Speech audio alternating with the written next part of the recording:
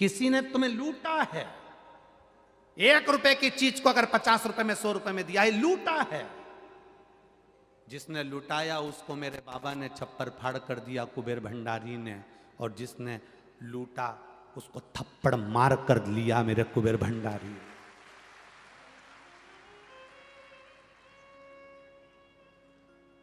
दोनों के लिए तैयार रहिए। आप लुटाए हो तो आपको दे रहा है, और आपने अगर लूटा है तो वो क्या करेगा वो जान सकता है।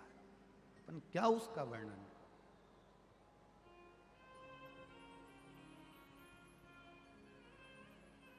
आपका भजन मूल, आपका दान धर्म संकीर्तन स्मरण पुण्य आपका मूल। धन्य है मेरे छत्रपति संभाजी नगर के भक्त और आप सब आए हुए श्रोता भाई बहन। मैं आपके चरणों को नमन करता हूं, आपके विश्वास को नमन करता हूं, श्रद्धा को नमन है। आप सोशल मीडिया, पत्रकार बंधु, छत्रपति संभाजी नगर का एक एक अखबार, एक एक मीडिया, एक एक पत्रकार स्वयं संत एकनाथ जी की तरह है। एक एक पत्रकार संत तुकाराम की तरह है, संत नामदेव की तरह है, जिन्होंने अपनी कलम से इस कथा की अच्छाइयों को जनमानस तक पहुंचाया है। एक संत और एक पत्रकार बराबर का होता है। संत अपनी वाणी से अच्छाई को जनमानस तक पहुंचाता है और पत्रकार अपनी कलम से अच्छाई को जनमानस तक पहुंचाता है।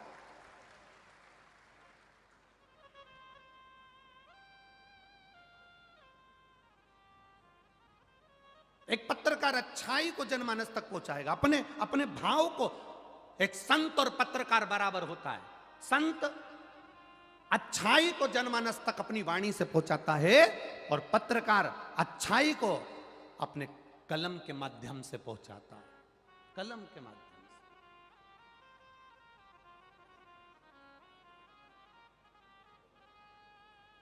से। ये कार्यकर्ताओं की टीम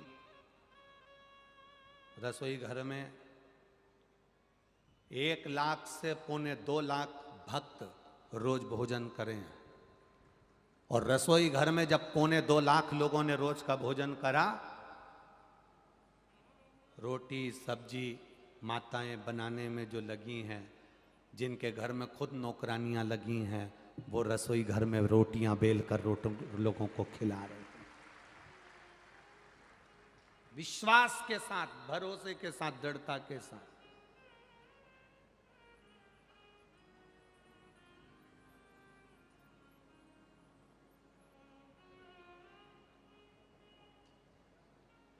अब विश्वास हो गया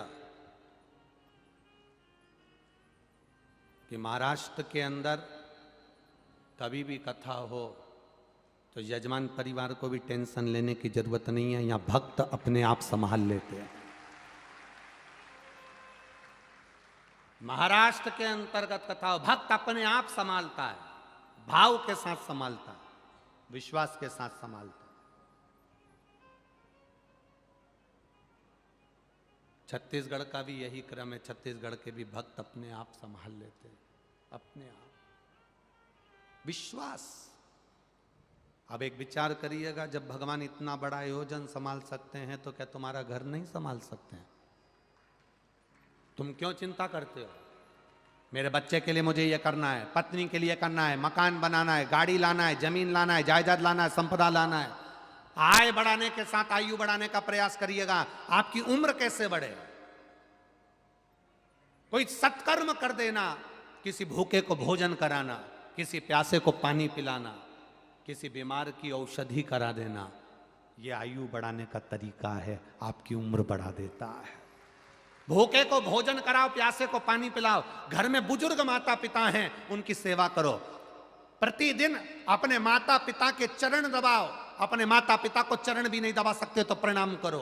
तुम्हारे पिताजी तुम्हें गाली दें, तुम्हारी सास तुमको गाली दे, आप शब्द कहे ताने दें, तुम्हें 24 घंटे तुम्हारी सास को से गालियां दे, तो भी तुम्हारा फर्ज है, तुम उसके चरणों को प्रणाम करना मत भूलना, मुंह मत चलाना, पलट कर जवाब मत देना। एक दिन उसने जो गालियां दी है ना, वो गालियां भी तुम्हें फलना चालू हो जाएगी, तुम्हारा नुकसान नहीं होगा। देन दो ना उसको। शिव महापुराण की कथा कहती है, जिसको ज्यादा गाली दी जाती है, जिसको अपशब्द किए जाते हैं, जिसको ताने दिए जाते हैं, जिसको आड़ा टेढ़ा बोला जाता है, जिसकी निंदा होती है, उन्नति की सीढ़ी पर वही चढ़ पाता है। जिसके लिए अपशब्द कहे जाते हैं, ताने दिए जाते हैं, आड़ा टेढ़ा बोला जाता है, कहे कहने वाला।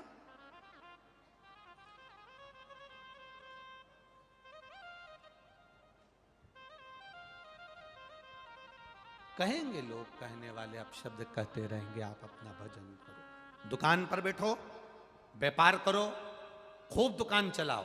सुबह 8 बजे से लेकर 10 बजे तक तुम दुकान खोल के बैठते हो, हमारी तरफ से छूट है, तुमको 11 बजे तक खोलो, मना नहीं। तुम्हारा मन करे जब तक दुकान खोलो, बस इतना सा निवेदन है। दुकान पर एक दिन में अगर तुमने 1000 रुपए कमाए हैं, तो 1000 में से 50 रुपए अपने ऊपर भी खर्च करना, अच्छा खाना और अच्छा पहनना, अपने ऊपर भी खर्च करना, अपनी भी खुशी, स्माइल सामने रखना, अपने चेहरे की प्रसन्नता खत्म मत होने देना। 1000 रुपए कमाओ रोज, पर अपने ऊपर खर्च करो।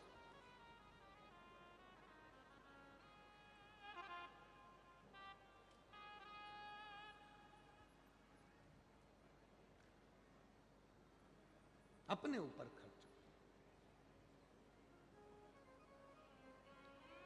कभी कभी मन करे परिवार के साथ में गाड़ी में बैठकर किसी मंदिर चले गए, कभी मन करा परिवार के साथ कथा में चले गए, परिवार के साथ, कभी मन करा वृद्धाश्रम पहुंच गए, कभी मन करा ज्यादा कमाई हो गई, आज बूढ़ी मां के पास जाओ, अपने बूढ़े बाप के पास जाओ। इधर मां बाप नहीं है, तुम्हारी पत्नी के मां बाप हो तो उनके पास चले जाओ। तुम्हारी पत्नी के मां बाप भी नहीं है, बड़े भाभी के अगर मां बाप हो उनके यहां चले जाओ। उनके भी नहीं हो तो देवरानी के माँ बाप हो, उनके पास चले जाओ। एक साड़ी भले वो 5 रुपए की, 50 रुपए की, 100 रुपए की हो, बूढ़ों को एक बार, जो अपने परिचित बूढ़े हैं, उनको उड़ा कर आना। उनकी आंख से जो आंसू झलकेंगे ना, वो आशीर्वाद के झलकेंगे और तुम्हारे कल्याण करने वाले झलकेंगे। बूढ़ों, तुम्हारे माता पिता, तुम्हारे सास ससुर हैं, बुजुर्ग हैं, पहले उनका ध्यान दो। अगर मान लो उनको सब संतुष्टि है, तो तुम्हारी पत्नी के अगर माँ बाप हैं और उनके भी सम्मान में तुम जा। हम ये नहीं कहेंगे कि उनका सम्मान, बुजुर्ग मतलब बुजुर्ग, माता पिता मतलब माता पिता, चाहे तुम्हारे पति के माता पिता हो, चाहे पत्नी के माता पिता, चाहे तुम्हारे बड़े भाई के सास ससुर हो, चाहे तुम्हारे, आदर सबका होना चाहिए, सम्मान सबका होना चाहिए।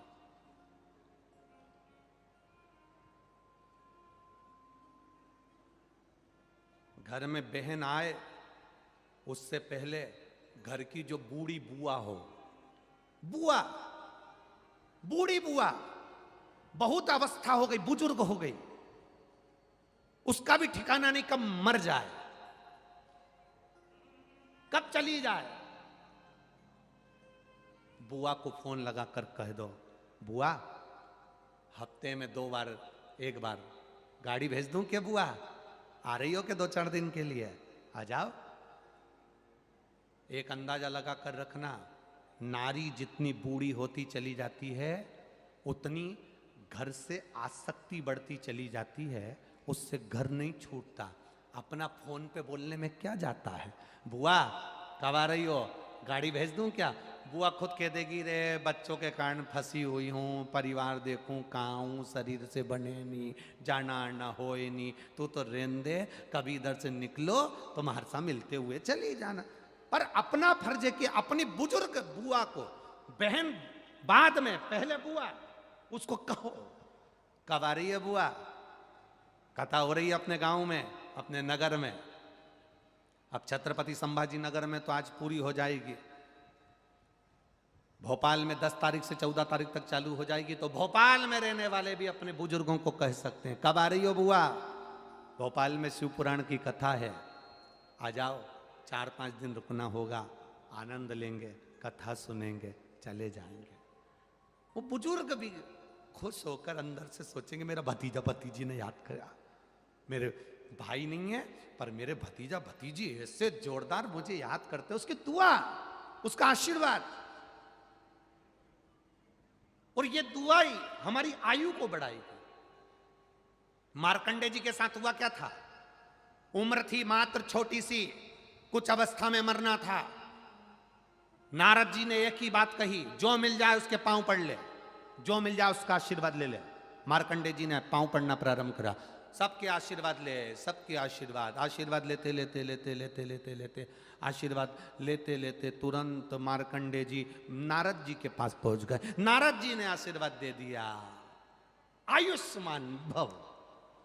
जैसे ही नारद जी ने आशीर्वाद दिया तो नारद जी से मार्कंडे जी ने कहा, आपने आशीर्वाद दे दिया, मैं तो मर जाऊंगा, इतनी वर्ष की आयु, 5-7 साल में मेरा प्राण छूट जाएगा, और तुम मुझे आयुष्मान होने का आशीर्वाद दे रहा। नारद जी मन में सोचे, मुझे मालूम नहीं था ना कि तेरी उम्र कितनी है, यहाँ लिखा भी तो नहीं रहता कि ये 25 साल जिएगा, 5 साल जिएगा। अब नारद जी ने मन में सोचा, अपने माथे पर आ गया ये तो, आशीर्वाद मैंने दे दिया इसको आयुष्मान बहु होने का, अब करूं तो करूं क्या। नारद जी ने कहा, इसको दूसरे के माथे पटक देता हूं, और नारद जी उसका हाथ पकड़ कर ले गए। सामने इंद्र दिखा, इंद्र को देखा तो नारद जी ने तुरंत इससे कहा, ए मार्कंडे, सामने वो आ रहा है ना, उसको प्रणाम कर ले। नारद जी बोलकर हट गए, और इसने जाकर उसको प्रणाम कर लिया। इसको नहीं मालूम कि इंद्र है, और इंद्र को नहीं मालूम कि मार्कंडे। जैसे ही उसने साष्टांग दंडवत करा, इंद्र ने आशीर्वाद दे दिया, आयुष्मान भव। इतने में नारद जी इंद्र के पास आ गए। आपको मालूम है कौन है ये? मार्कंडे। बहुत छोटी सी उम्र है, 5-7 साल में मर जाएगा। ओरे राम, इंद्र कहे, मैंने तो आशीर्वाद दिया आयुष्मान भव होने का। नारद जी बोलने लगे, तुम्हारा वचन अब झूठा जाएगा। इंद्र उस बच्चे का हाथ पकड़कर, अब तुम लेके जाओ इसको। इंद्र उस बच्चे का हाथ पकड़ कर ले गए, और बच्चे का हाथ पकड़ कर लेकर इंद्र सीधे अपने सिंहासन पर बैठे तो उनकी पत्नी ने देखा आज इंद्र रो रहे थे। पत्नी ने पूछा, तुम क्यों रो रहे हो? इंद्र ने कहा, आज मैंने इस बच्चे को आशीर्वाद दे दिया आयुष्मान भव होने का, पर मुझे क्या मालूम था कि मर जाएगा, इसकी आयु कम है, तो क्या करा जाए। पत्नी ने कहा, तुम चिंता मत करो, तुम्हारे साथ तो धोखा हुआ है, अपने सिर का बोझ दूसरी जगह दिया।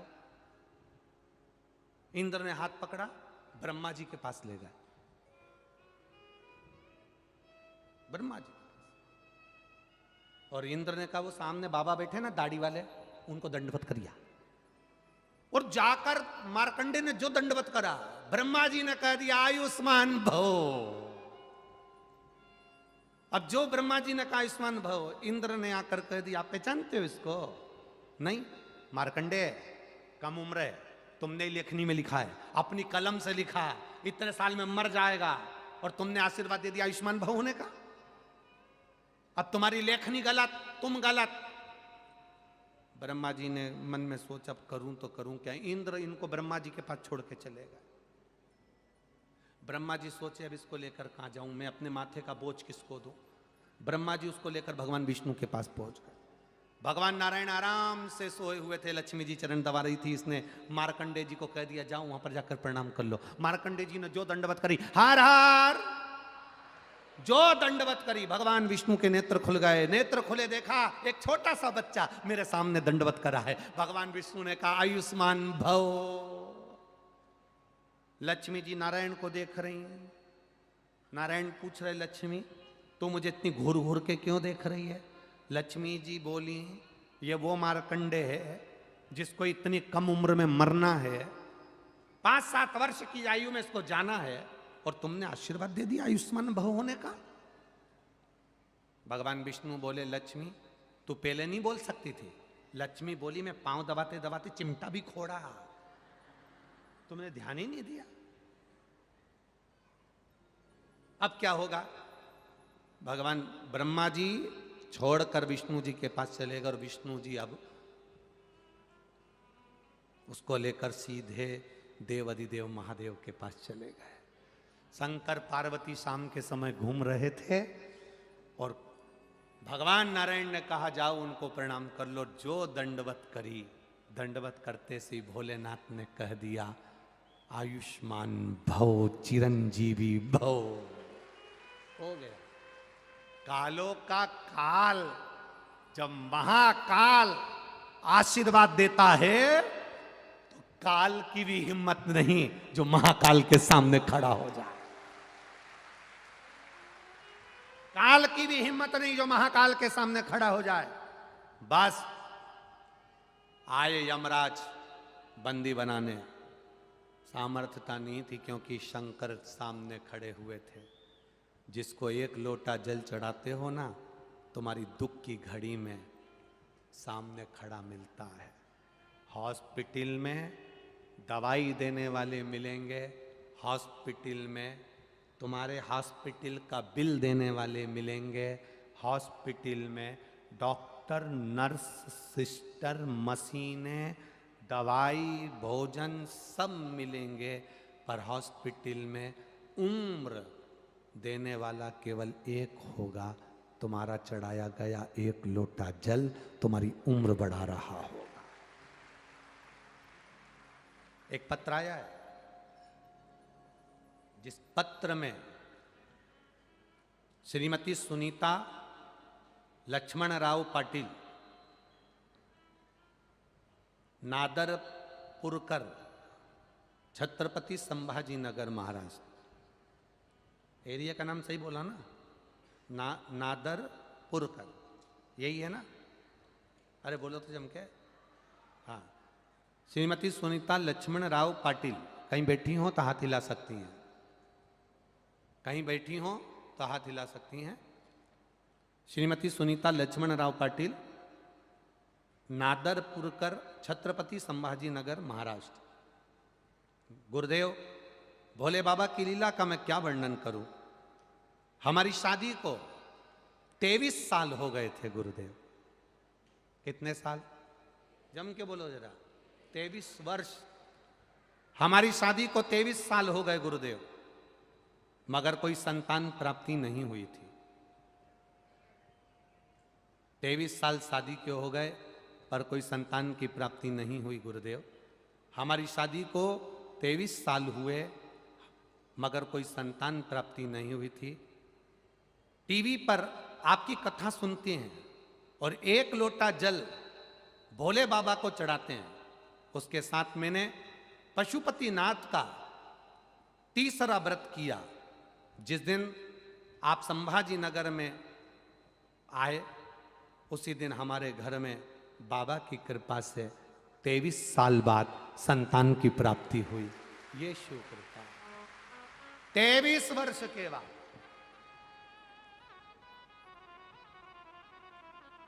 कितने साल भाई? 23 वर्ष। अब जरा अंदाजा लगाना, 23 साल में कोई सोच सकता है कि हमारे यहाँ औलाद हो जाएगी? अब बोलो, माताएं बैठी इतनी, इनको तो स्मरण में होगा, भाई लोगों को स्मरण में होगा। 23 साल में किसको अंदाजा कि 23 साल बाद भी औलाद हो जाएगी? आस छोड़ दी, विश्वास छोड़ दिया, सब कुछ छोड़ दिया, पर टीवी पर कथा सुनी और विश्वास जागा। विश्वास जागा तो पशुपति व्रत किया, एक लोटा जल देवाधिदेव महादेव को चढ़ाना प्रारंभ किया। जो दुनिया में कोई नहीं दे सकता वो मेरा काल अधिपति देता है, कुबेर भंडारी देता है।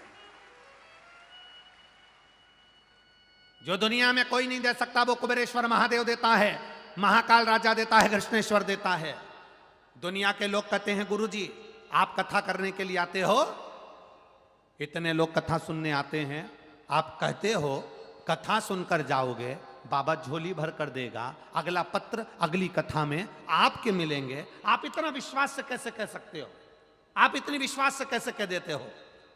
हमारा कहना है कथा करने हम नहीं आते, ये शिव पुराण लेकर हम नहीं आते, हम तो ये जानते हैं जब सीहोर से चलते हैं तो मेरा कुबेरेश्वर महादेव साथ चलता है और वो लुटा कर जाता है। मेरा कुबेर भंडारी, मेरा महाकाल राजा, मेरा कृष्णेश्वर, मेरा नागेश्वर, मेरा सोमनाथ, मेरा विश्वनाथ, लुटाने वाला वो है। हम तो निमित्त, केवल केवल निमित्त है कथा के, केवल।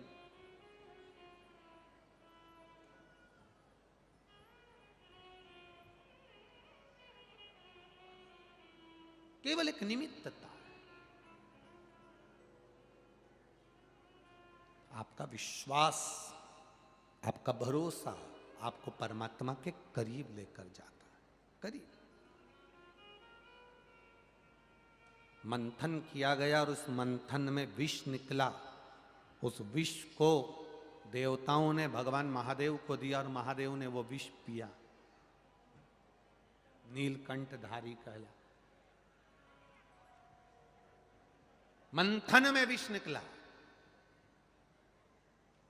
होगा जब परिवार में मंथन होता है ना, परिवार में जब मंथन होता है, जब परिवार में कुछ खींचा खाची होती है, सबसे ज्यादा विष घर के बड़ों को पीना पड़ता है। जैसे महादेव ने विष पिया था, वैसे घर का जो बड़ा होता है विष उसको पीना पड़ता है मंथन में।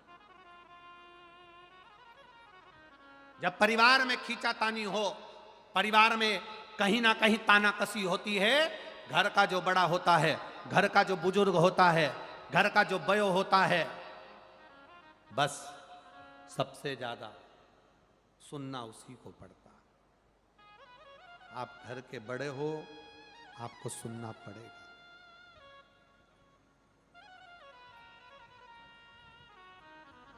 विष निकला, पार्वती जी ने कहा इसको मत पियो, ये जहर है, जहर, जहर। शंकर भगवान कहते हैं ये देवता पिएंगे तो वो बर्बाद हो जाएंगे, पृथ्वी पर गिरेगा तो बर्बाद हो जाएंगे, जलचर, थलचर, वायुचर, जीव सब मर जाएंगे, इसलिए मुझे पीना जरूरी है। इस विष को मैं पीता हूँ। शिव जी ने अपने हाथ में हलाहल वो विष लिया, पिया, और विष को पिया तो कंठ पर वो विष रखने से पहले भगवान शंकर ने पार्वती जी का स्मरण कर लिया। पार्वती का स्मरण, मां आद्यशक्ति, मां दुर्गा, मां भवानी, माता पार्वती का स्मरण करा। पार्वती जी ने देवादिदेव महादेव से पूछा, विष पीते समय आप मुझे क्यों याद कर रहे हो? शंकर भगवान ने कहा, पार्वती, पुरुष जितना विष नहीं पी सकता, उतना विष परिवार में रहने वाली नारी को पीना पड़ता है। पति दुकान चले जाता है, पति ऑफिस चले जाता है, पति बाहर दोस्तों के साथ घूमने चले जाता है, सबसे ज्यादा झेलना पड़ता है, दुख भोगना पड़ता है, कष्ट भोगना पड़ता है, तकलीफें साधना पड़ती है, तो वो नारी को साधना पड़ती है। ताने सुनेगी नारी, अपशब्द सुनेगी नारी, गर्भ धारण करने का कष्ट झेलेगी नारी,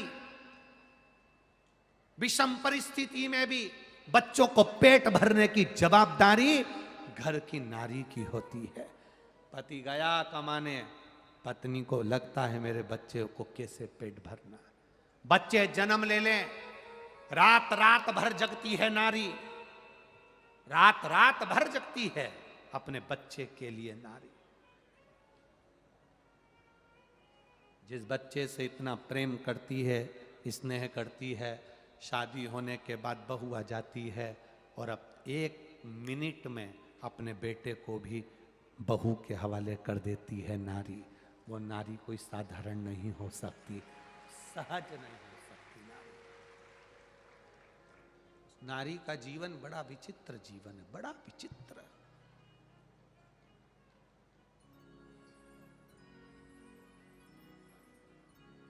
बड़ा विचित्र जीवन।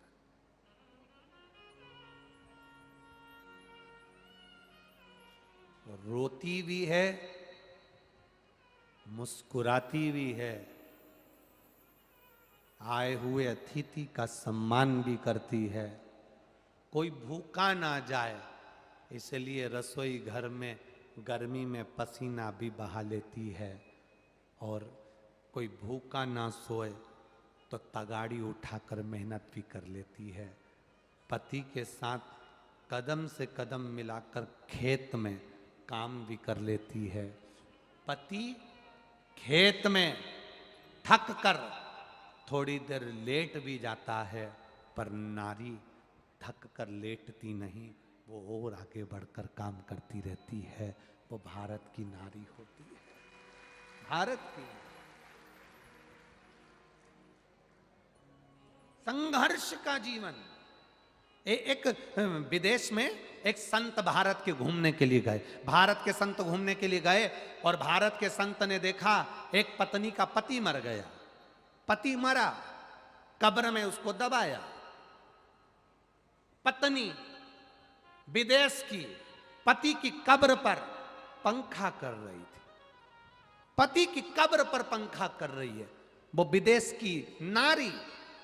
भारत के संत को अच्छा लगा, भारत के संत ने नारी को प्रणाम करा। आप तो हमारे भारत की नारी से भी बढ़कर नारी हो। भारत की नारी पति मरता तो उसके साथ सती हो जाती है, पर विदेश की नारी तुम तो धन्य हो, पति मर गया तो उसकी कब्र पर पंखा कर रही हो। पति मर गया, उसकी कब्र पर पंखा कर रही हो। तुम भारत की नारी से भी बड़ी नारी हो, मैं तुम्हें प्रणाम करता हूं। पूछा, तुम अपने पति की कब्र पर पंखा क्यों कर रही हो? वो विदेश की नारी कहती है, हम पति की कब्र पर पंखा इसलिए कर रहे हैं क्योंकि हमारे यहाँ की विदेश की ऐसी रीति है, जब तक पति की कब्र सूखे नहीं तब तक हम दूसरी शादी नहीं कर सकते। ये विदेश की दशा है। विदेश की नारी पति की कब्र को सूखने का इंतजार करती है, भारत की नारी पति के साथ कदम से कदम मिलाकर साथ चलने की सामर्थ्यता रखती है। सामर्थ्यता भारत की नारी रखती है, कदम से कदम मिलाकर चली जा रही, मेहनत में पीछे नहीं हटती। ये नारी कोई सहज है?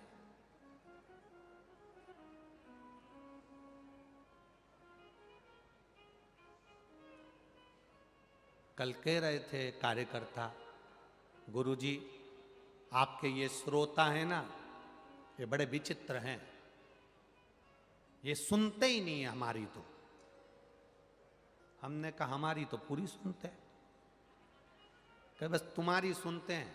हम इनसे इतना कह दिए कि तुम उठकर इधर के उधर बैठ जाओ, एक नहीं उठी, एक, और उल्टा हाथ में पानी लेकर शराब देने लगी। तो हमने भी कहा तू तो बैठी रहे, तेरे पांव पड़े, हम जा रहे, चले।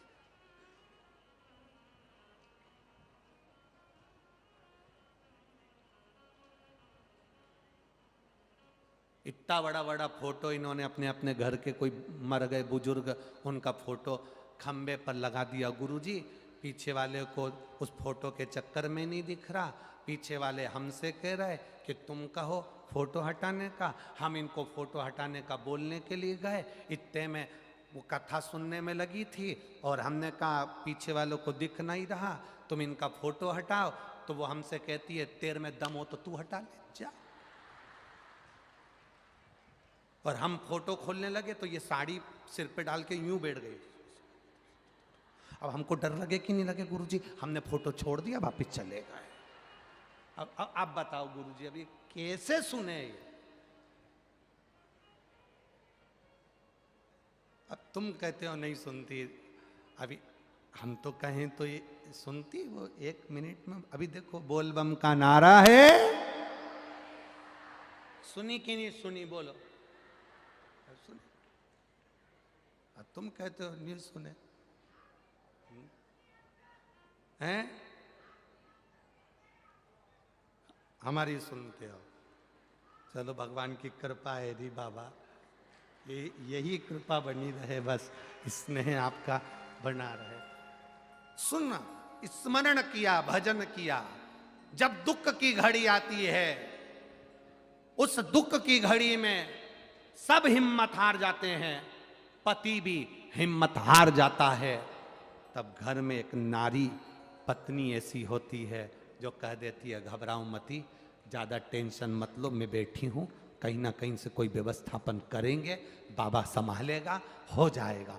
हिम्मत देने का काम भारत की नारी करती है। मांबे, जगदम्बे, जगतधात्री, दुर्गा भवानी, मां पार्वती शिव जी से पूछ रही हैं, आपने मुझे विष पीते समय याद क्यों करा? शंकर भगवान कहते हैं, तू आद्य शक्ति है, तू दुर्गा है, तू भवानी है, मेरे कंठ पर तू रहेगी, विष पीऊंगा, उस विष को तू नीचे नहीं उतरने देगी। एक पत्नी ऐसी होती है जो पति के लिए यमराज से भी लड़ लेती है। तो तू तो मेरी अर्धांगिनी, मेरी अर्धांगिनी।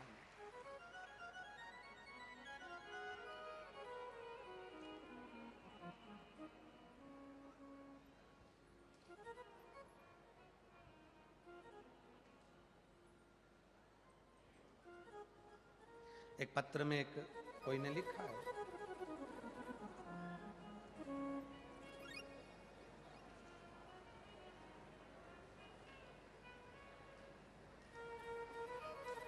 सुजाता राहुल भाटे, कहीं बैठी हैं? सुजाता राहुल भाटे कहीं बैठी हो तो हाथ हिला देना। सुजाता राहुल भाटे, छत्रपति संभाजी नगर से, आप ही हैं? हाँ, दोनों हाथ हिला दीजिए। तो इन्होंने पत्र में लिखा है, गुरुजी, महाराष्ट्र के लोग डराते बहुत हैं। गुरुजी, आपका 16 जून को जन्मदिन है, हमारी तरफ से आपको एडवांस में बधाई है। अरे पूरा तो सुनो, हमारी तरफ से एडवांस में बधाई है। अब आप बताओ, आप हमको गिफ्ट क्या दोगे? अरे जन्मदिन हमारा, गिफ्ट दो तुम। अब तुम करे आप हमें गिफ्ट में क्या दोगे? तो आपसे हमको कुछ नहीं चाहिए, बस आज की कथा में 3 भजन सुना देना सीधी तरह से। अब आप सोचो, आपसे कुछ गिफ्ट नहीं चाहिए, पर आज की कथा में आप 3 भजन सुनाओ, हमारा गिफ्ट पूरा हो जाएगा।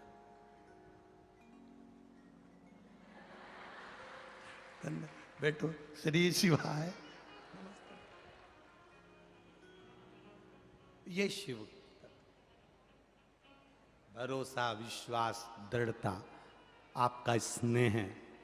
और ये तुमने जो गिफ्ट मांगा है ना, ये केवल तुम्हारे लिए नहीं है, ये जितने लोग टीवी पर कथा सुनते हैं और जितने लोग यहाँ कथा सुन रहे हैं, सभी के हित का है, सभी के हित।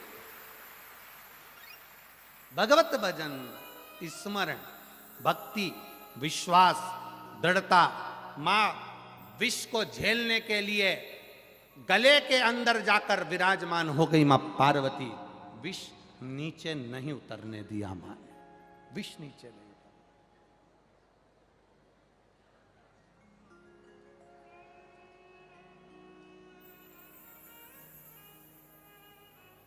और मां मां होती है। नीलकंठधारी भगवान शिव कहला गए। नीलकंठ, नीलकंठ सहज नहीं है शिव महाराज। भाव हृदय से, दिल से जो उसको पुकारता है, मेरा शिव अकेला नहीं, मेरे महादेव जहां जहां रहे हैं उनके साथ में आद्य शक्ति भी रही है। इसलिए शिव शक्ति दोनों का वर हमको प्राप्त होता है। शिव शक्ति दोनों का आशीर्वाद हमको प्राप्त होता है। शिव और शक्ति दो।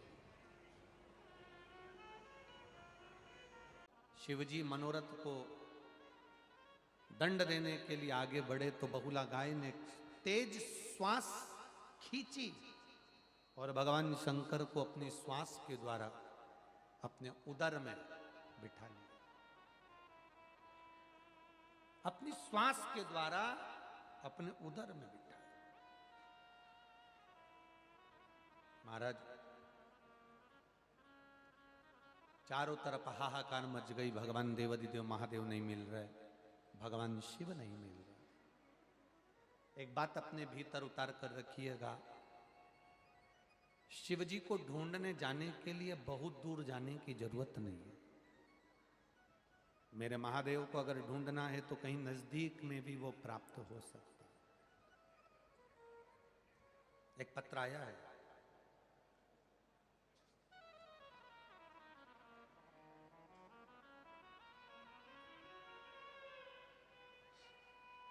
मेरी माता का नाम मंदाबाई मधुकर जाधव, मोबाइल नंबर ये है। मंदाबाई मधुकर जाधव, कहीं बैठी हो तो हाथ हिलाइएगा। कहीं बैठी हो तो अपना हाथ अवश्य हिलाइएगा। मंदाबाई मधुकर जाधव छत्रपति संभाजी नगर के रहने वाले हैं। मेरा नाम विशाल मधुकर जाधव है। मेरा मोबाइल नंबर ये लिखा हुआ। छत्रपति संभाजी नगर के रहने वाला हूं। मेरा मोबाइल नंबर ये है। गुरुजी प्रणाम। बाबा का क्या वर्णन करूं। मेरा बाबा जब भी देता है तो चप्पर फाड़ कर देता है गुरुदेव। बहुत सालों से सरकारी नौकरी का प्रयास कर रहा था। बहुत सारी परीक्षाएं भी, पुलिस भर्ती, आर्मी भर्ती, तहसील की, वन विभाग की कोशिश नाकामयाब रही। कंपनी में जाना चालू कर दिया क्योंकि घर बड़ा लड़का होने के कारण सब जिम्मेदारी संभालने थी मेरे को। माता पिताजी दोनों भी काम पर जाते हैं, कब तक उन पर बोझ बना रहूं। पैसे की भी बहुत जरूरत थी तो मेरी माताजी को हमारी किसी रिश्तेदार ने बताया कि आस्था चैनल पर पंडित प्रदीप मिश्रा जी की शिव कथा आती है, आप सुना करो। पशुपतिनाथ का व्रत की महिमा बताते हुए एक लोटे जल का वर्णन किया। महत्व सुना गुरुजी। आज तक ऐसी कथा ना तो सुनी थी और ना कभी वर्णन थी, क्योंकि मन नहीं लगता था। तब मेरी माताजी आस्था चैनल पर कथा सुनने लगी और रोज शिव मंदिर जाकर एक लोटा जल चढ़ाने लगी, पशुपतिनाथ का व्रत करने लगी। महाराष्ट्र के मालेगांव में जो कथा हुई थी वह एक दिन के लिए कथा पंडाल में बैठकर मेरी मां ने सुनी और मेरी मां मुझसे कहकर गई, पंडाल में बैठकर कथा सुनते हैं उनकी मनोकामना पूरी होती है। मैंने सुना है गुरु के मुख से, इसलिए मैं मालेगांव जाना चाहती हूं। एक दिन के लिए मुझे मालेगांव चले जाने दे। मैंने मेरी माता को एक दिन के लिए मालेगांव भेजा और मेरी माँ पंडाल में बैठकर एक दिन की कथा मालेगांव की सुनकर आई। मेरी माँ ने भूमि पर बैठकर श्री शिवाय नमस्तुभ्यम जैसा आप कहते हो वैसा बोला और मेरी माँ ने मेरे लिए कहा, मेरे बेटे की सरकारी नौकरी लग जाए।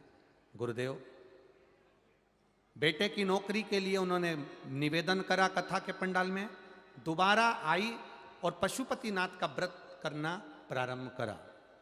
तब रेलवे भर्ती निकली थी। मैंने कंपनी छोड़कर अपनी पढ़ाई करना प्रारंभ करी और रेलवे भर्ती के लिए एग्जाम देना चाहा।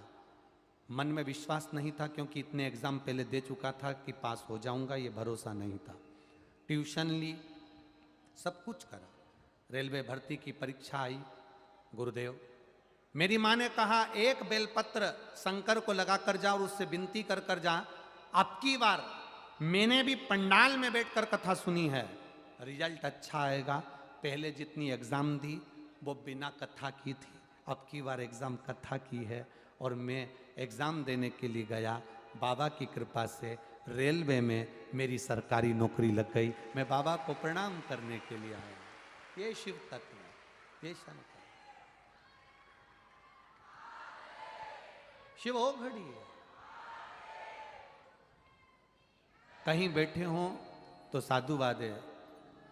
विशाल मधुकर जादव, माँ का नाम मंदाबाई मधुकर जादव, मोबाइल नंबर ये पत्र टीवी पर भी हम लोग पढ़ाते हैं, आप लोग स्मरण कर। शिव कथा, शिव भक्ति,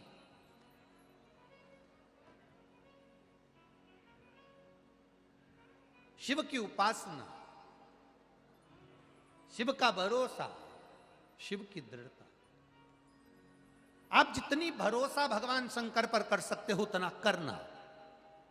फिर निवेदन करेंगे, कहीं बाबा की कृपा हुई होगी, कहीं बाबा की करुणा हुई होगी, जो ऋषिकेश ने ये कथा सुनी कि जबलपुर में कैंसिल हो गई और वो कथा छत्रपति संभाजी नगर में हो गई। कृपा हुई।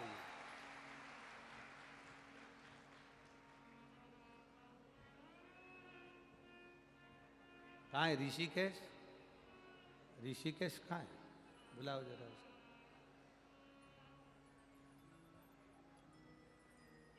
है यहाँ की नहीं है?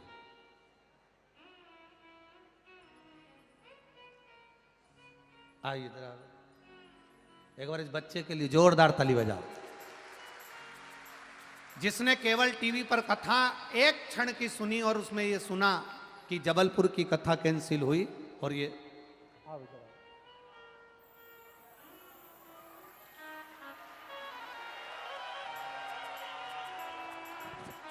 बहुत बहुत साधुवाद है, बहुत बहुत साधुवाद। और दोनों भाई, वो निखिलेश कहाँ है? उसको बुलाओ, कहाँ है? उसको बुलाओ। साधुवाद, बहुत बहुत साधुवाद। आपके संस्कार आपको खूब आगे ले जाएं, हम तो यही बाबा से प्रार्थना करते हैं। और जितनी आपने इस कथा में भक्तों की सेवा करी है, ऐसी सेवा जनमानस की आप हमेशा करते रहें, यही शिव से प्रार्थना।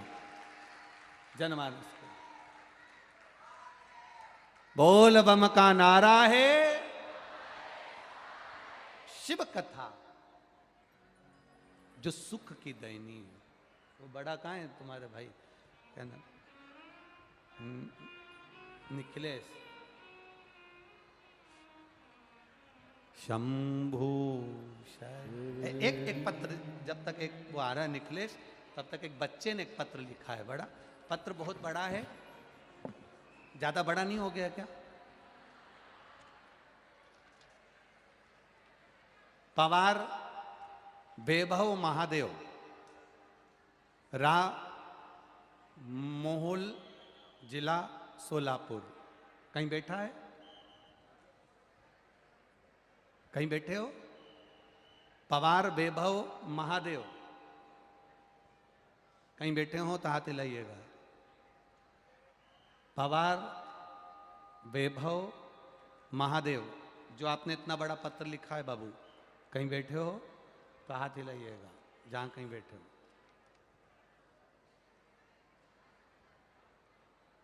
है पीछे कहीं?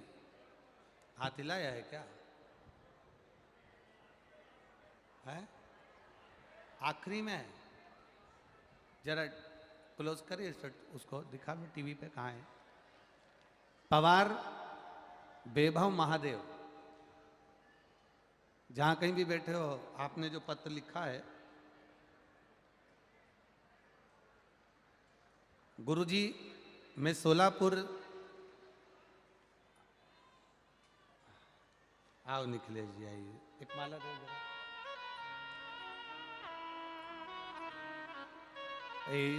दोनों भाइयों का बड़ा भाव।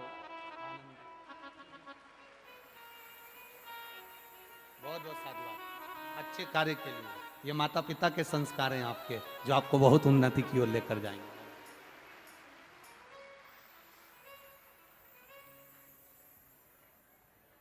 पवार वैभव महादेव, जिन्होंने पत्र में लिखा है, गुरुजी मैं सोलापुर राममोहल का रहने वाला हूं, मेरा मोबाइल नंबर ये है।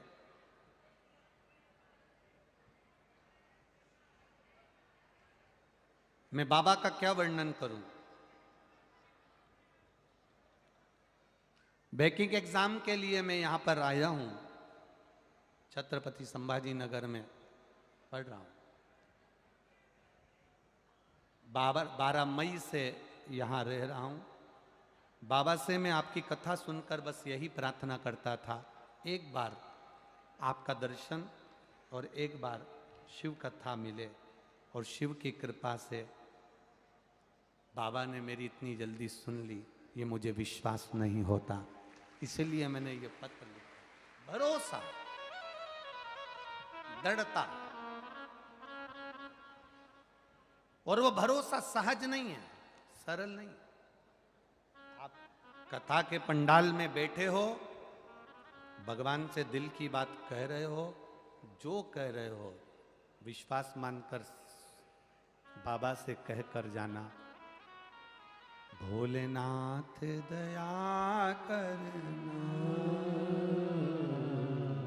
मैं तेरे भरोसे हूँ, मेरे बाबा दया करना, मैं तेरे भरोसे हूँ। ना घर के भरोसे हो, ना परिवार के भरोसे हो, ना घर के भरोसे हो, ना परिवार के भरोसे हो, मेरे बाबा दया करना,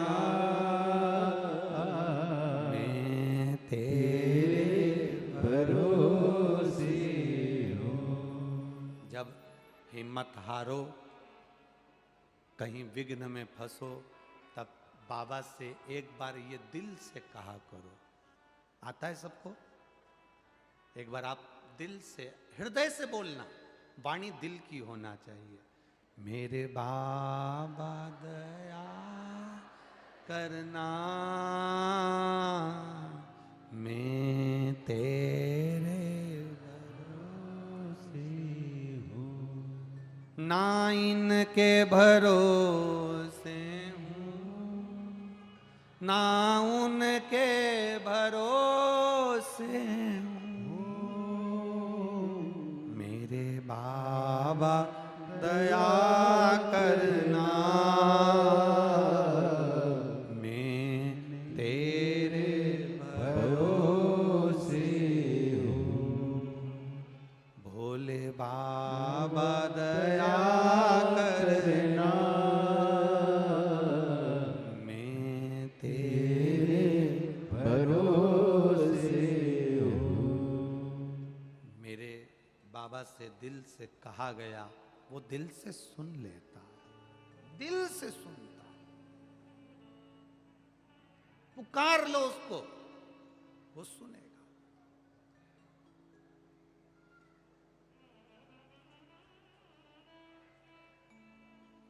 अगर चोट बहुत खाली, दुनिया की गाली बहुत खाली, अपशब्द सह लिए, जगह जगह ठोकर खाली, नहीं मिल रही नौकरी, नहीं चल रहा काम, नहीं हो रहा कुछ, तो अब एक बार उसकी शरणागति में, आपको कल की परसों कहा था कि मोटर गाड़ी में बैठकर देख लिए,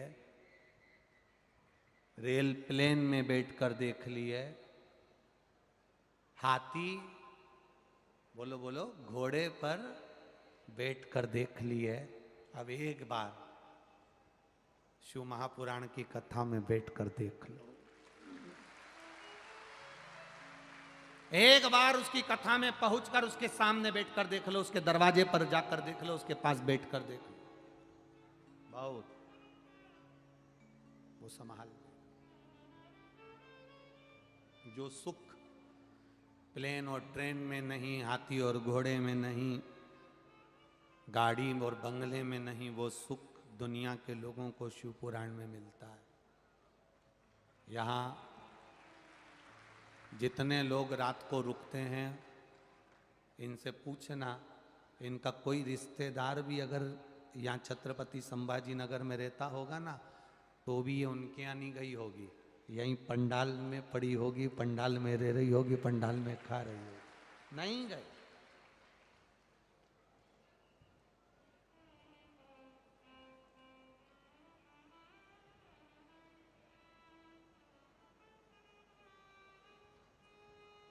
प्रभु कृपा है, ये उसकी उदारता, ये उसकी करुणा, ये उसकी दया है,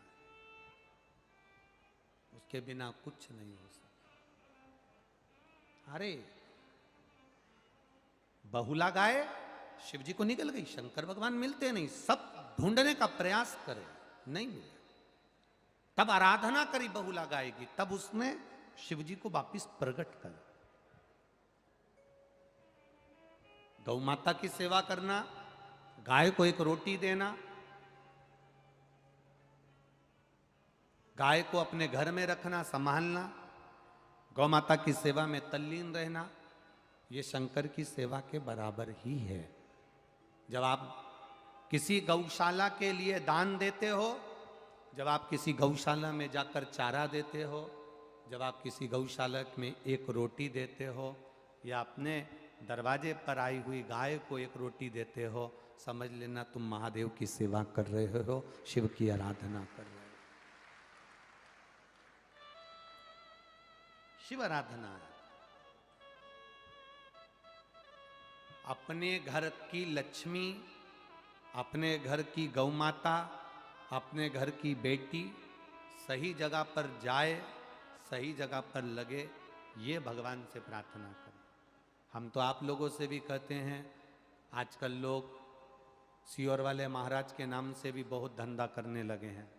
कहीं फेसबुक पे कोई डाल देंगे, कोई तुम्हारे पास में। हमारी सीहोर की विठलेश सेवा समिति कोई रसीद कट्टा लेकर, रसीद बुक लेकर, रसीद लेकर आपके यहाँ नहीं आती है, ना इस पूरे पंडाल में कहीं रसीद लेकर घूमती है। हमारी विठलेश सेवा समिति का कोई सदस्य आपके यहाँ कभी दान मांगने आपके दरवाजे पर कभी नहीं आएगा, जिंदगी भर याद रखना। अगर कोई आपसे कहता है कि हम विठलेश सेवा समिति से आए हैं, समिति के हैं, आप हमें दान दे दो, पैसा दे दो, ये दे दो, वो दे दो, सब झूठ। तुम्हारे आगे हाथ फैलाने से अच्छा है मेरे महादेव के आगे हाथ फैलाएंगे तो दुनिया को देता है। हाँ, व्यासपीठ के नजदीक से जो आप दान धर्म पुण्य करते हो, जो दान कार्यालय पर दान देते हो, या सीहोर दान देते हो, या ऑनलाइन दान देते हो, वो दान भी अगर आपने दिया है तो एक बार जाकर जरूर देखना कि सीहोर में तुम्हारा पैसा सही जगह लग रहा है कि नहीं लग रहा। वैसे तो अब लोग समझदार हो गए, दान भी देते हैं तो पहले देख लेते हैं कि कार्ड है सीहोर का कि नहीं है। समिति का कार्ड है, समिति की शर्ट है, समिति का कोई बैच है, रसीद बुक पर भी समिति का कुछ लिखा है, तो लोग सोच कर देते हैं, नहीं तो देते ही नहीं। सही जगह पहुंचे, रोटी दो, गाय माता के मुख में जाए, जमीन पर नाली में या गटर में ना पड़ी हो। बेटी का कन्यादान करो तो बेटी सही जगह जाए, किसी बेवड़े के पास या जुआरी के पास या गलत काम करने वाले के पास ना जाए। लक्ष्मी, बेटी और गाय 50 बार सोच कर दीजिए, 50। भगवान गौ माता के उदर से प्रकट हुए, गाय के पेट में भी शिव रहे। एक रोटी गौ माता को प्रतिदिन दीजिए। महीने का नियम बना लो कि मेरे को अगर गाय नहीं आती तो मैं कुछ भी एक सहयोग राशि किसी गौशाला में समर्पित करूं। एक नियम बना, और ऐसा नियम मत बनाना कि तुम्हारे पास कुछ भी नहीं हो और तुम जबरदस्ती का कर्जा कर कर दान करो। ऐसा नियम मत बनाना। कथा में क्या कहा था? भगवान से कहना कर्जे की गाड़ी में मत बिठाना, बिठाना तो भजन की गाड़ी में बिठाना, तेरे द्वारा जो दी हुई हो। कर्जा लेकर गाड़ी में नहीं बैठूंगी, तेरा इतना भजन करूंगी, एक लोटा जल चढ़ाऊंगी, और गाड़ी बंगला जमीन तू देगा। बेटे का विवाह तू कराएगा, बहू की गोदी तू भरेगा, बेटी का विवाह तू कराएगा, नौकरी सर्विस दुकान व्यापार व्यवसाय सब तू कराएगा। अब जो कुछ भी है आज से सब तेरा है। मेरा तो एक काम है, तेरे दरवाजे पर आकर एक लोटा जल चढ़ाना, बाकी का उन्नति की सीढ़ी पर चढ़ाना तेरा काम है। वो काम तेरा है। हम तेरे दरवाजे आएंगे और तुझे मेरे दरवाजे पर आना पड़ेगा। भोलेनाथ दया करना, मैं तेरे भरोसे हूं। शिव की आराधना। तुम रुका जी ने चंचुला देवी को 12 ज्योतिर्लिंग का स्मरण कराया। सोमनाथ जी का वर्णन करते हैं, चंद्रदेव को काया के रोग से मुक्त करा। मल्लिकार्जुन जी का वर्णन किया, कार्तिकेय बाबा जो रुष्ट हो गए थे उनको मनाया। समय आया, आगे वर्णन आया महंकाल का, दूषण नाम के राक्षस का संहार किया।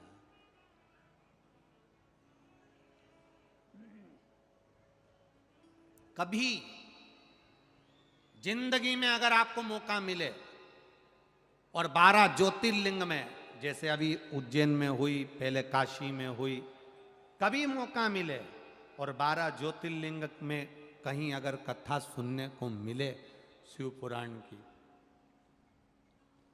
तो प्रयास करना कि कभी आपके नज़दीक में कहीं ज्योतिर्लिंग पर कभी बाबा अगर योग लगाएगा और हम आ गए और बड़े प्रेम से कहीं शिव पुराण हो गई, तो उस जगह का कथा जिंदगी में मत छोड़ना, उसको श्रवण जरूर करना।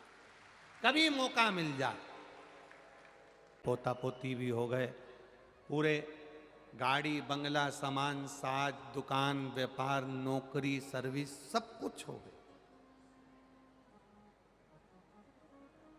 इस व्यासपीठ ने देखा है,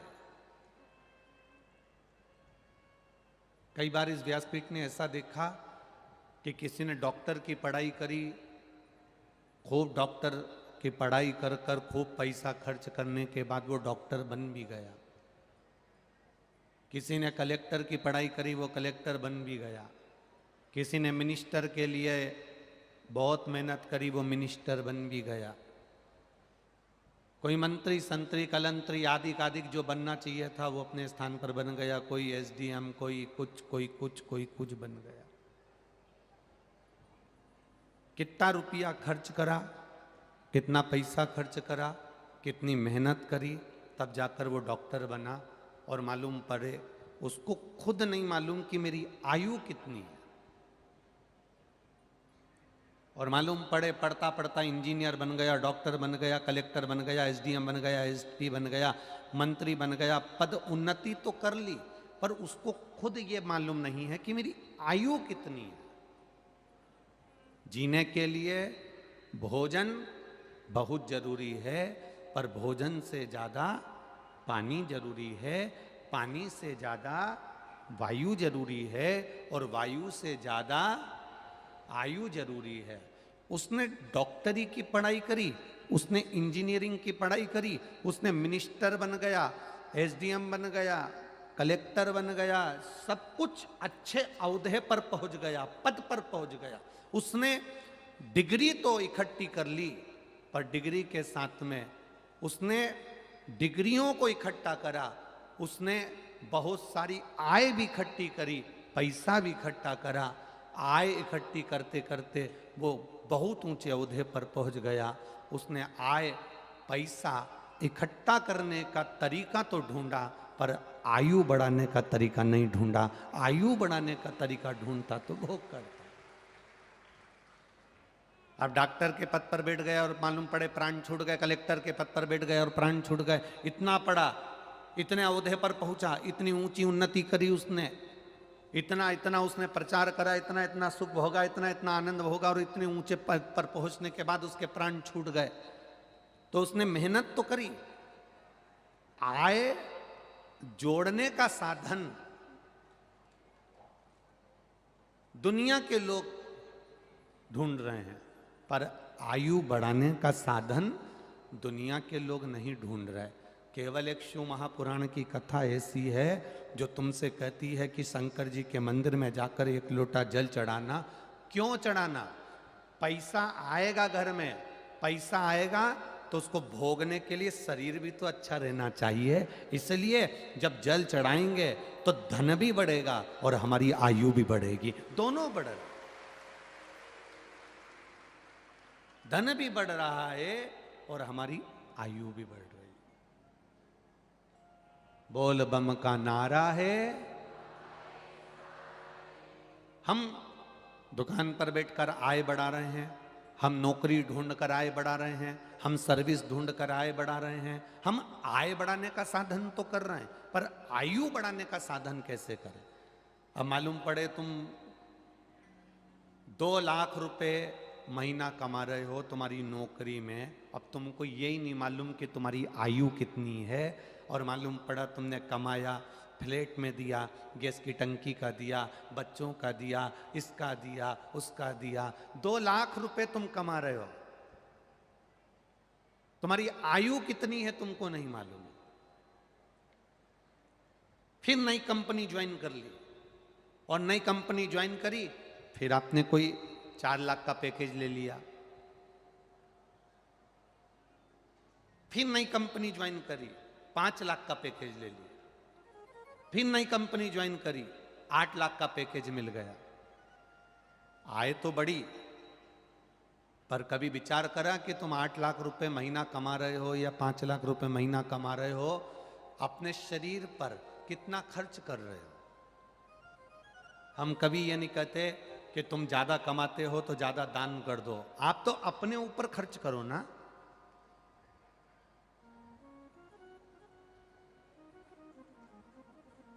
दुकान पर बैठे हो, भूख भी लग रही है, ग्राहक खड़ा है, तो तुम भोजन नहीं कर पा रहे हो।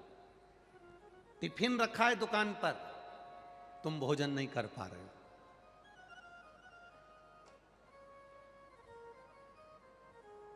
पत्नी फोन लगाकर बोल रही है, सुनो 1 बज रही है, कहां हो? खाना खाने आओ ना, भोजन करने आओ। पति कहता आज ग्राहकी बहुत है, आज मेहमान बहुत आ गए, ग्राहक बहुत आ गए, आज समय नहीं मिल रहा, समय नहीं है मेरे पास में, आज समय नहीं मिल रहा। सुबह 8 बजे से लेकर रात को 9-9, 10-10 बजे तक मॉल खोल कर बैठे हो, दुकान खोल कर बैठे हो, ऑफिस खोल कर बैठे हो, मेहनत लगे हो करने में, तो अपने शरीर को क्या दिया तुमने? शरीर को क्या दिया? बीपी की बीमारी। शरीर को क्या दिया? शुगर की बीमारी। शरीर को क्या दिया? थायराइड की बीमारी। शरीर को क्या दिया? जोड़ों का दर्द। शरीर को क्या दिया? डिप्रेशन। शरीर को क्या दिया? आंखों पर चश्मा। शरीर को क्या दिया? कानों में मशीन। शरीर को क्या दिया? मुख में दांत भी नकली। शरीर को क्या दे रहे हो?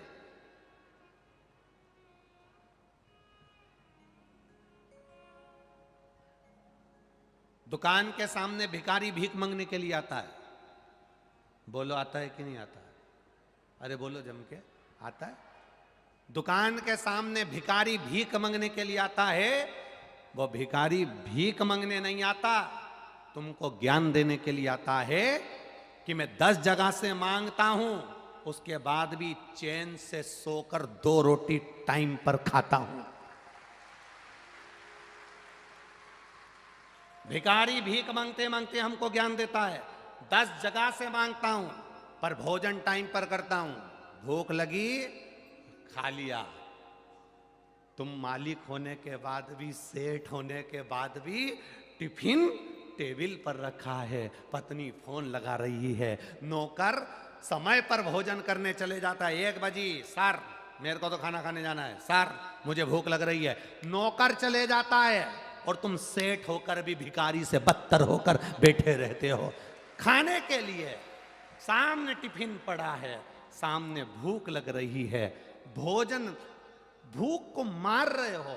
एक चाय पी लोगे, भूख मर जाएगी, गुटखा खा लोगे, भूख मर जाएगी, भोजन। फिर पत्नी कहती है तुमने खाना खाया, मेरे को भूख नहीं लगी, टिफिन भरा कि भरा है, क्योंकि चाय पी पी कर बस सामान तोलते रहे, दिखाते रहे, देते रहे, काम में लगे रहे। चाय पी पी कर आपने अपना भूख को मार लिया। और किसी डॉक्टर से, तुम्हारे स्पेशलिस्ट डॉक्टर से पूछना कि शुगर की बीमारी और बीपी की बीमारी कैसे होती है। हम अपने खाने का समय नहीं बनाते, हमारा भोजन का समय ऊपर नीचे हो जाता है, जिससे शरीर में शुगर और बीपी की बीमारी होना चालू हो जाती है। हम अपने समय को लेवल नहीं कर पा रहे हैं। हम इतना बढ़ जाना चाहते हैं, इतनी उन्नति की सीढ़ी पर चढ़ जाना चाहते हैं कि हमको पलट कर नहीं देखना पड़े। पर निवेदन है, पलटने के लिए तुम्हारी आयु है कि नहीं है ये तुम्हें नहीं मालूम है। इसलिए निवेदन है, रोज ऐसी जिंदगी जीना जैसा एक राजा जीता है। खूब फुल एंजॉय से जीवन जिए, फुल एंजॉय।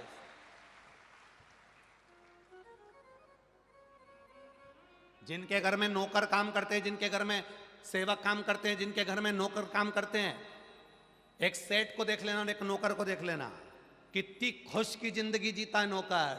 कंगा पाटी फाड़ के, पैंट शर्ट पहन के, आंखों पे चश्मा लगा के, जीन्स में पट्टा डाल के, टी शर्ट पहन के, रोज नए नए बदल के दुकान पर और ऑफिस में आता है। और सेठ वही घिसा पटा अलमारी में से निकाल के, कॉलर फट रही है, रुमाल देख लो तो नौकर भी कह देता है सेठ कभी तो धुलवा लो, रुमाल की ये हालत हो।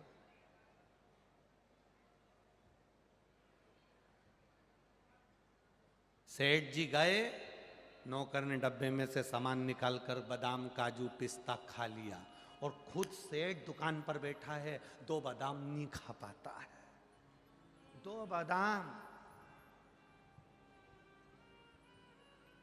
उससे पूछो किसके लिए जोड़ रहे हो, किसके लिए जोड़ा?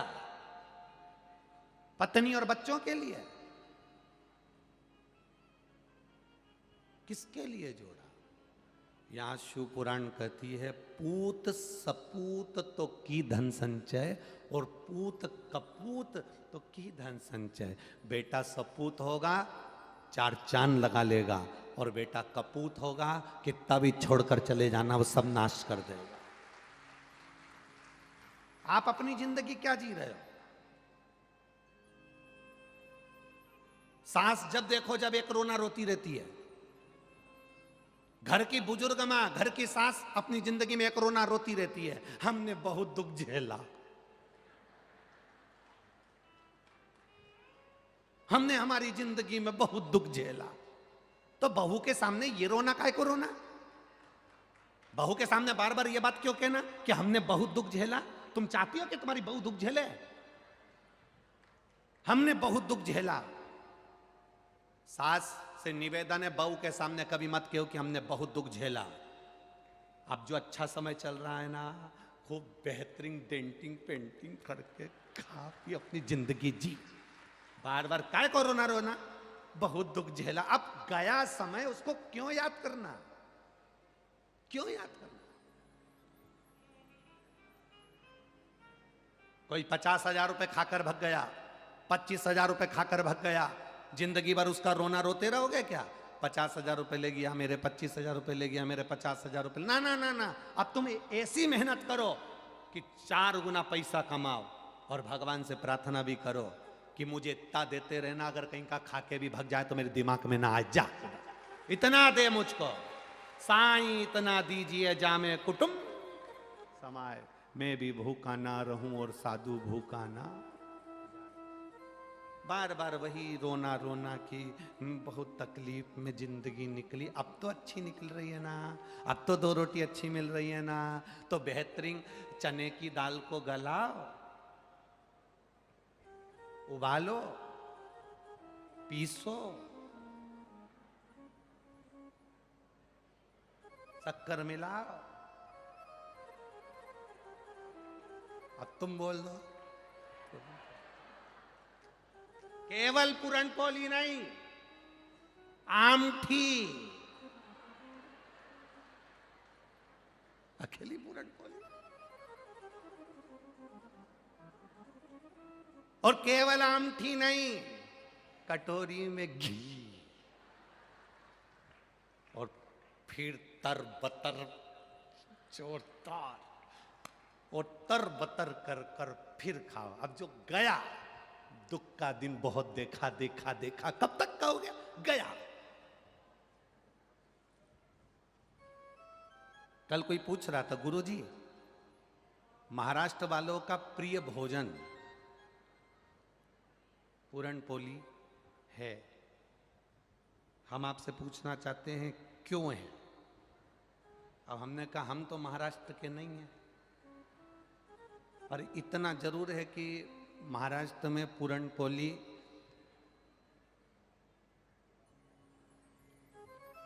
इसलिए प्रियता होती होगी, ऊपर से कैसी दिखे पर अंदर से मीठे ही रहते हैं मराठी। कैसे दिखे,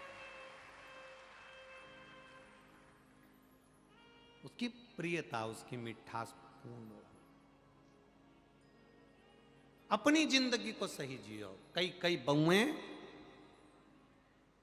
बहुएं कह देती हैं हमारे मायके में हम इतने सुख से रहे, हमारे मायके में हम इतने सुख से रहे। मेरी बहुओं से निवेदन है, जो था समय उसको भूल जाओ, अब जो अपना समय चल रहा है उसमें कदम से कदम मिलाकर चलो और कुछ अच्छा कर कर बताओ। कब तक रोगे? सास रोती है कि हमने बहुत दुख झेला, बहू कहती है मैंने मायके में सुख देखा, जब से तुम्हारे यहां आई हूं, जब से तुम्हारे साथ शादी हुई, जब से इस घर में आई, मेरी जिंदगी नरक हो गई। क्यों बोलना ऐसा? भगवान से प्रार्थना करो कि तेरी बड़ी कृपा है, तूने दुख भी लिखा तो थोड़ा लिखा, अच्छा हुआ में शादी कर कर भेजा, मालूम पड़े कहीं दूसरी जगह शादी कर कर भेज देता और वो मदिरा में डूबा रहता, दिन रात जुए में डूबा रहता, गलत गलत नारियों में डूबा रहता और दिन भर नशे में पड़ा रहता। कम से कम तूने ऐसा तो नहीं दिया, दिया तो अच्छा दिया। ये तेरी कृपा है, ये तेरी दया है, ये तेरी उदारता है।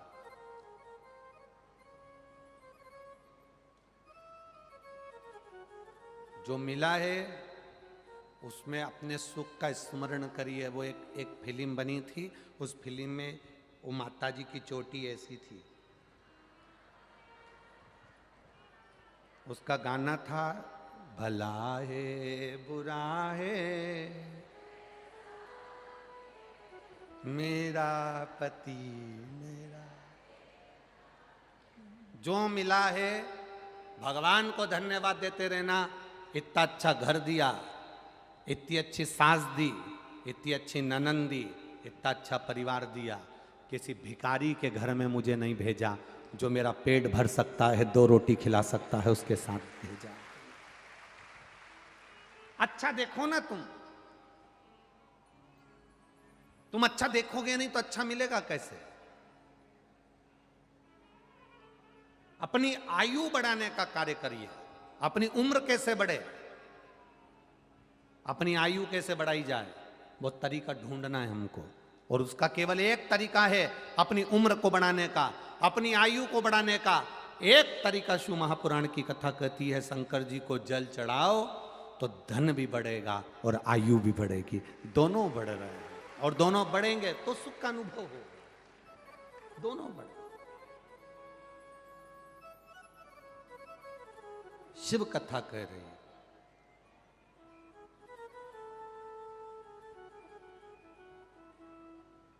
हमारी सास के पास बहुत सारा है, वो कभी हमको कुछ नहीं देती। हमारे ससुर जी के पास में बहुत सारा है, वो हमको कभी कुछ नहीं देते। जब देखो जब वो ननंद को दे देती हैं, बड़े भैया को दे दे, छोटे भैया को दे दे, मंजले को दे दे, संजले को दे दे, वो हमको नहीं देते हैं। हमारी सास के पास बहुत सारा है, वो हमको कभी कुछ नहीं देती है। कभी अंदाजा लगाना, तुम्हारी सास के पास बहुत सारा है, वो तुमको कभी नहीं देती है। तुम्हारे पास भी तो अलमारी में बहुत सारा है, तुम कब अपनी सास को एक साड़ी दे देती हो। हम दूसरे से आस लगा रहे हैं, और जब जब हमने संसार वालों से आस लगाई, वो आस टूटी है। तुम परमात्मा से ये कहना, हमारी सास किसी को भी सामान दे दे, हमारा ससुर किसी को भी दौलत दे दे, हमें कोई मतलब नहीं। भोलेनाथ, मुझे मेरे भाग्य का देना, दूसरे के भाग्य का रहता है तो चले जाता है, अपने भाग्य का टिकता है। दूसरे के भाग्य का मिलेगा तो वो चले जाएगा, पर अपने भाग्य का टिक जाएगा, अपने भाग्य का रहेगा।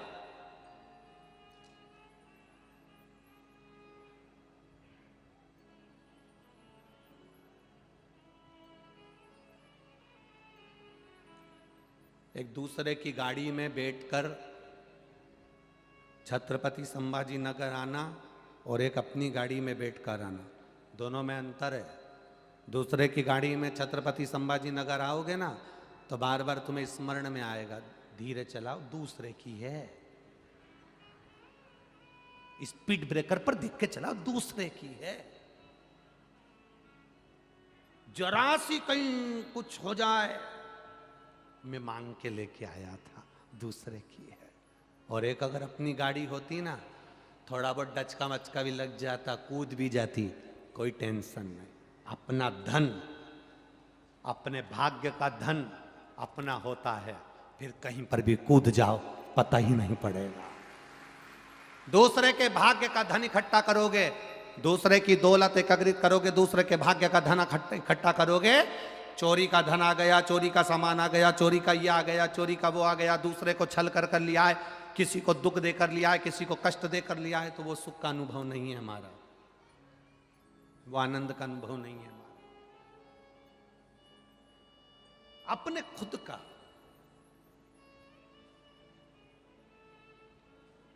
एक बूढ़ी मां, 85 साल की एक बूढ़ी मां यहाँ कहीं कथा सुनने के लिए रोज आती है दूर से। पाँव में चप्पल पहनकर नहीं आती, जूता पहनकर नहीं आती। कल एक कार्यकर्ता बता रहा था कि गुरुदेव, एक बूढ़ी माँ को हमने उसके पाँव में चिंदी लपेटी हुई थी पंजे में, और पॉलीथीन लगी हुई थी, पन्नी और चिंदी लपेटी। तो कार्यकर्ता ने उनसे कहा, माँ चलो, कहाँ जा रही हो? कथा में। चलो ये चप्पल लो हमारी, पहन लो और चले जाओ। वो 85 साल की बूढ़ी माँ कहती है, सियोर वाला महाराज आया है और मैं चप्पल पहन के कथा में जाऊंगी? 85 वर्ष की वो बूढ़ी माँ कह रही है कथा सुनने। वो कह रहा है धूप बहुत आ रही है, गर्मी बहुत पड़ रही है, तुम नंगे पैर जा रही हो, नंगे।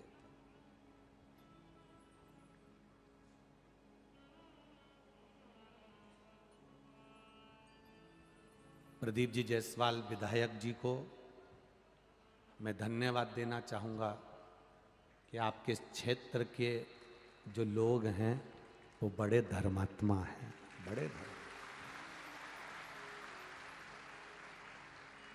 कभी कभी हमारी भी आंख में आंसू आ जाते हैं आप लोगों का भाव देखकर। एक दो गांव की वीडियो किसी ने हमारे पास में भेजी, जिनके घर में कच्चे मकान हैं, घास के कबेलू के झोपड़े और घर के बाहर 4-4 ईंट लगाकर उस पे लोग रोटी बना रहे हैं और उनके साथ में कुछ लोग दाल बना रहे हैं, बेसन बना रहे हैं। हमको ऐसा लगा कि उनके घर में तो खुद भोजन इतना नहीं होगा, झोपड़ा ऐसा दिख रहा है, पर 5-5, 6-6 गांव की माताएं रोटी बनाकर, सब्जी बनाकर, जिस गाड़ी से कथा सुनने आ रही हैं उसमें स्टील के डब्बों में भर भर कर लाकर यहाँ लोगों को खिला रहे हैं।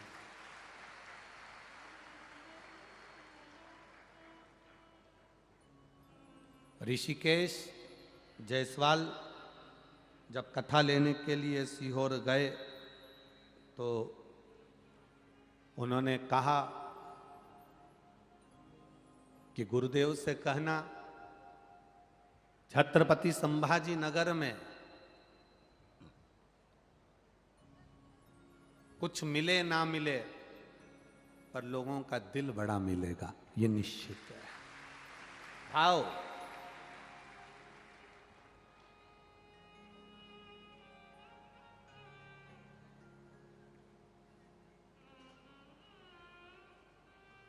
पानी की बोतल जिसकी कीमत बाजार में 10 रुपए, 15 रुपए, 20 रुपए होगी,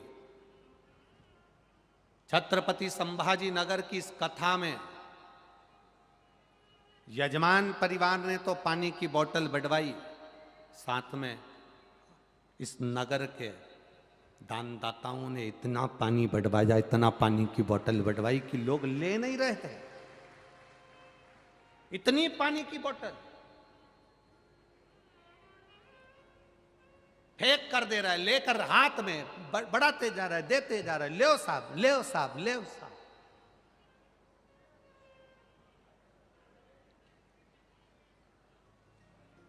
कभी कभी बड़ा स्मरण आता है, बड़ा चित्तवृत्ति में आता है कि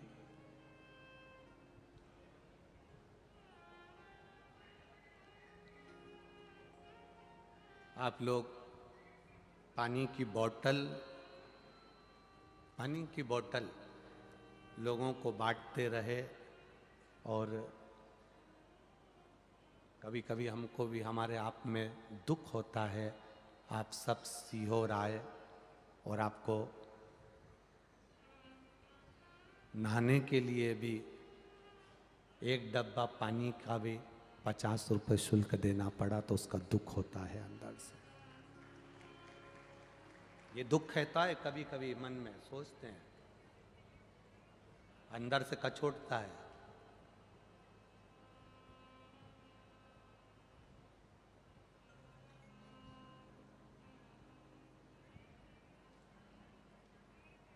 आपके भीतर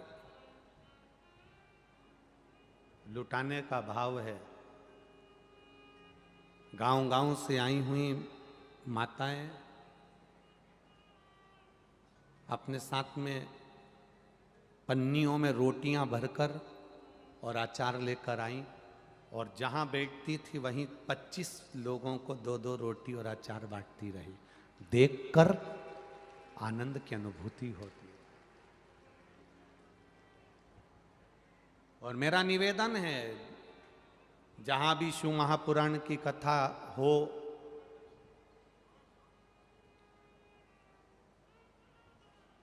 आपने लुटाया है, लुटाया, उस लुटाने का फल क्या होगा ये आप खुद अंदाजा लगाओगे। हम तो नहीं कह सकते, हमें मालूम भी नहीं, पर वो जब देता है तो छप्पर फाड़ कर देता है।